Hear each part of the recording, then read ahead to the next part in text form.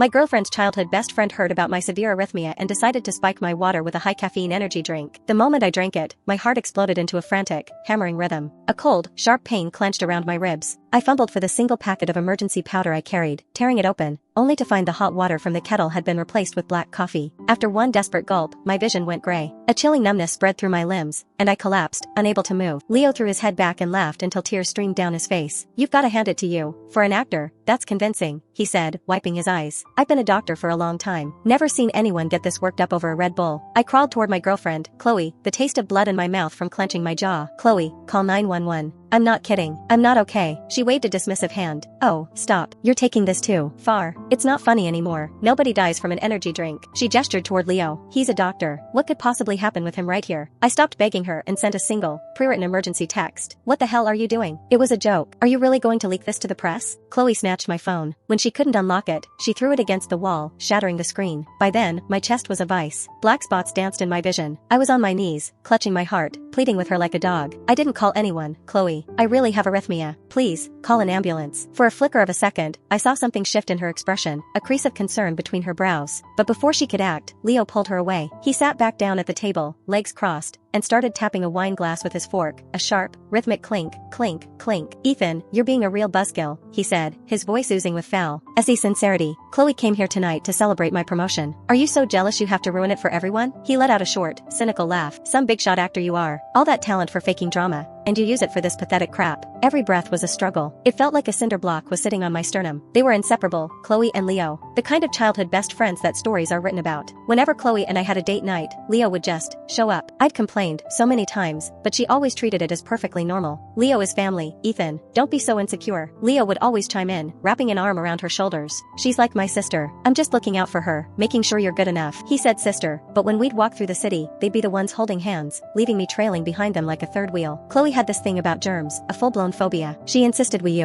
serving spoons even for a shared plate of fries. But with Leo, I'd seen them share a single bowl of ramen at a street cart, drink from the same milkshake, his lips touching the straw right after hers. If I ever showed the slightest hint of annoyance, Leo would mock me for being petty, and Chloe would grow impatient. Now, Leo squatted down in front of me, a smug, triumphant grin on his face. He patted my cheek, a little too hard. "I get it now," he said, his voice dropping to a conspiratorial whisper. "You're used to being the star, the center of attention everywhere you go. Tonight's my party, my promotion. Nobody's fawning all over you like your idiot fans. So you had to pull a stunt to get all eyes back on you, right?" The room erupted in laughter. Phones came out, their lenses pointed at me, capturing my pathetic state on the floor. "You're embarrassing me," Chloe hissed, stepping away as if I were contaminated. The pain in my chest was a searing agony. Speaking was a luxury I owned afford. I gathered what little strength I had and started crawling toward the door, my only thought to find help. Leo's mocking laughter echoed behind me. "What's wrong? I figured out your little game, so now you're running away? Hilarious." Another wave of laughter rolled through the private dining room. Chloe's face was a mask of pure fury. Just as my fingers brushed the doorframe, Leo grabbed my ankle and yanked me back. My head slammed against the corner of a table, and the world exploded in a flash of white-hot pain. "See, Chloe, this is what men are like," Leo said, his voice loud for everyone to hear. "You gotta get them trained before the wedding, or you'll be miserable." He looked around at his friends. "Guys, we're here for her. Let's help her put him in his place." He dropped my leg, and I crumpled to the floor like a sack of garbage. Chloe stared down at me, her face cold. She nudged me with the toe of her designer heel. "Get up. Stop making a fool of yourself." Then, she froze. She must have finally noticed the unnatural pallor of my skin, the sheen of cold sweat that soaked my shirt. Before she could process it, Leo stepped in. "Waiter, another one of those energy drinks, the high-octane one." He grabbed the can, and without a word, forced it to my lips, pouring the icy liquid down my throat. "It's hot in here," he announced to the room. "Poor guy's been acting his heart out on the floor. A cold drink will fix him right up." In that instant, a terrifying, primal sense of death washed over me. My heart wasn't just beating, it was vibrating, a violent tremor that shook my entire upper body. My mouth fell open as I gasped for air, a horrifying rattling sound coming from my throat. The mood in the room shifted. I saw it on their faces. The laughter died, replaced by wide, fearful eyes. They all took a step back. Is he for real?" someone whispered. Chloe stood frozen, trembling from head to toe. "Ethan," she called out, her voice a shaky whisper. She took a tentative step toward me. Leo blocked her path, laughing. He pulled out his phone and found a video. I knew this scene looked familiar. Turns out he played a character with arrhythmia in some old TV show. He held the phone up for everyone to see. "Look at that. He's got the method down perfectly. A master class in acting." The color drained from Chloe's face. Her eyes, now sharp and filled with rage, shot toward me. She slammed her hand on the table. "Ethan, are you done? This whole night is for Leo. He's about to be chief resident. Can't you just let him have this one thing?" I was on the floor, my features twisted in agony. I couldn't have answered her if I wanted to. My consciousness was fraying at the edges. You, she seethed, consumed by her own humiliation. She grabbed a glass of whiskey from the table and shoved it in front of my face. Get up and toast Leo. Now, apologize to him. Leo, playing his part, downed his own glass in one go. He crouched beside me, his voice a low, condescending lecture. Come on, Ethan. I finished my drink. If you don't drink yours, you're the one being rude. Don't be such a sore loser. He paused, a cruel smile playing on his lips. Oh, right. You're busy with your performance. Don't worry, I'll help. He refilled my glass to the brim with straight whiskey. A few of his friends, catching his drift, moved in and pried my mouth open. MMPH. I struggled, but it was useless. I watched, helpless, as he poured the entire glass of burning liquid down my throat. The fire hit my stomach, and a wave of numbness spread through me. My heart, already in overdrive, felt like it was going to beat its way out of my chest. A searing tightness gripped my lungs, and for the first time, I felt the terrifying sensation of suffocation. My eyes widened in panic, begging Chloe for help. Save me. She glanced at me with utter contempt. It's one drink. Are you serious? Leo's a doctor. Don't you think he knows what he's doing? She turned away from me, picking up another glass to toast Leo herself. Leo, he's being childish. Don't mind him. This one's for you. One of their friends intervened. Chloe, a girl like you shouldn't be drinking. Let your boyfriend take it for you. All eyes turned to me, their expressions dripping with disappointment, as if I were still just putting on a show. Leo chuckled, coming to my rescue. Let's give him a break. He's already committed so much to the role. Another drink and he'll have to play dead, right? He turned to Chloe, his voice dropping into an intimate murmur. Same as always, Chloe. I'll drink for you. But tonight, let's try something new. He took her hand, his thumb stroking her knuckles as he brought the glass to her lips. Their friends started cheering. Drink, drink, drink. Flushing, Chloe took a small sip. The next second, Leo's hand was on the back of her head, and he was kissing her, hard, his mouth claiming the whiskey from hers. She didn't struggle.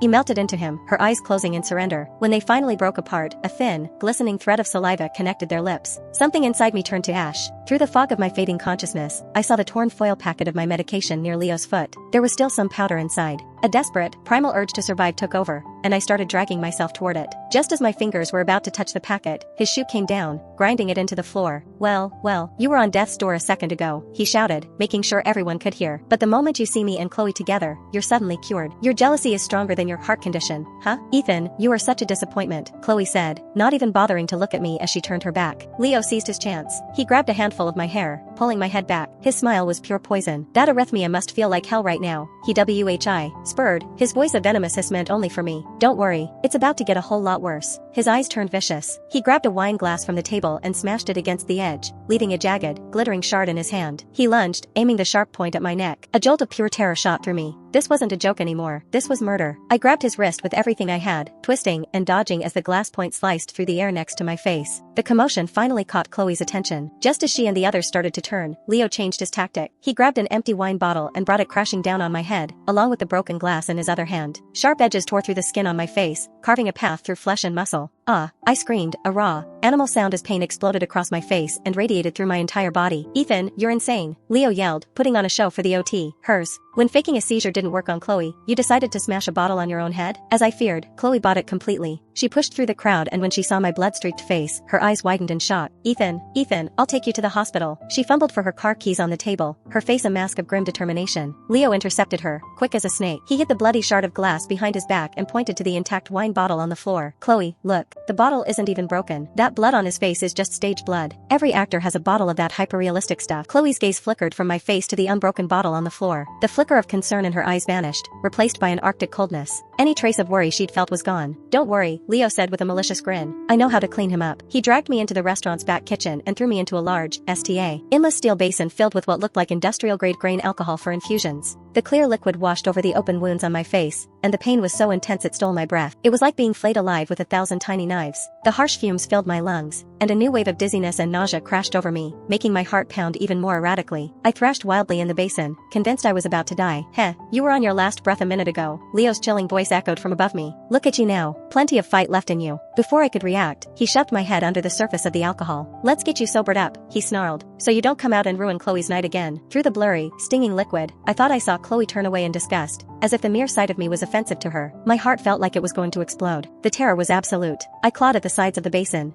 reeing to scream, but my throat was seared by the high-proof alcohol. All I tasted was the metallic tang of blood. Gah, I coughed, spitting out a mouthful of bloody liquid, and finally managed a weak, raspy sound. Leo, my father, is the dean of your hospital. He'll kill you for this. He just laughed, a mocking, incredulous sound. Finally dropped the act, have we? Started telling fairy tales? You're an actor because you have a pretty face, nothing more. Don't start thinking you're actually important. He leaned in closer. The dean of our hospital is Alistair Finch. He's a legend, one of the most powerful men in the city. I'm one of the few residents who can even get a meeting with him. You just got lucky enough to have the same last name. Wake up. If you were a Finch, I'd cut my own head off and let you kick it like a soccer ball. The onlooker snickered. Chloe's expression was sour, her arms crossed over her chest, her eyes filled with undisguised contempt. Have some dignity, E.T. Han, she snapped. If you keep spouting this nonsense, we're done. My limbs were growing stiff. Through the doorway, I caught a glimpse of a familiar figure in the hall. My eyes, stinging with alcohol and tears, widened. I tried to call out, "Help, me." Leo roared with laughter. Who's going to save you? Your legions of brain-dead fans? The whole group was laughing so hard they were crying now. Fueled by alcohol and mob mentality, they all moved in, holding my head underwater. My world went quiet. My blood pressure skyrocketed. My mind went blank. I had no strength left to fight. My body went limp. Just as I thought it was all over, the door to the kitchen burst open with a deafening crash, followed by a roar of pure, unadulterated fury. You are all dead.